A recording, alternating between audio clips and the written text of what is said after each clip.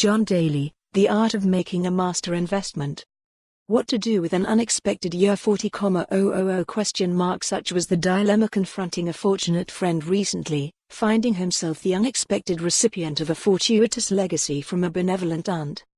After we clinked glasses to his auspicious state, the question of what to do with such a sum loomed large. With his mortgage almost paid off and having no interest in buying a second property, I suggested blue-chip stocks.Wary of a possible downturn on Wall Street. He shook his head. Given that my friend frequently spends weekends happily wandering the galleries of the Louvre, the Prado and the Metropolitan Museum, why not invest in something that will deliver an everyday visual reward, as well as a potential monetary appreciation in years to come? After all, who amongst us hasn't rummaged in flea-market bins, hopeful of unearthing a forgotten old master and solving the retirement conundrum in one fell swoop?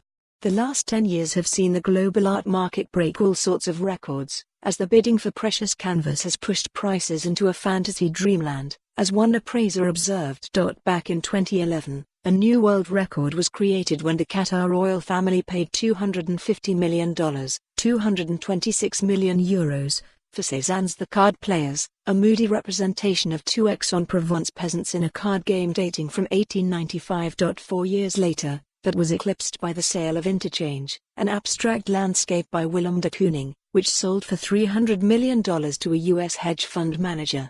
While both of these sales fairly rocked the international art markets, particularly as the global economic downturn was still being felt, the sale in 2017 of Leonardo da Vinci's lost work, Salvator Mundi, painted around 1500, achieved a staggering $450.3 million at Christie's in New York, 5 times the previous record set for an old master. This time it was another oil rich state, Saudi Arabia, that took the final gavel. When Salvator Mundi was previously sold in 2005, it reached a mere $10,000 due to the common belief it was painted by a student of Da Vinci's, rather than the master himself.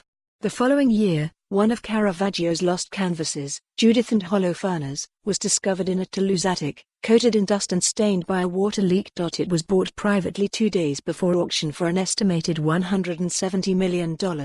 But while the global market for old masters gets ever more stratospheric, many Irish artists are yielding auction values well above the reserves. At the recent sale of the Irish revolutionary Ernie O'Malley's collection in Dublin, Reverie by Jack B. Yeats made €1.4 million, over double its reserve, followed by Evening in Spring for €1.3 million, The Enfolding Night €520,000, Death for only €470,000 and The Fighting Dawn at €320,000. The collection grossed over €5.5 million, with every lot auctioned, making it a white glove sale, the definition a 100% sold rate. For more on this story, visit the news article link.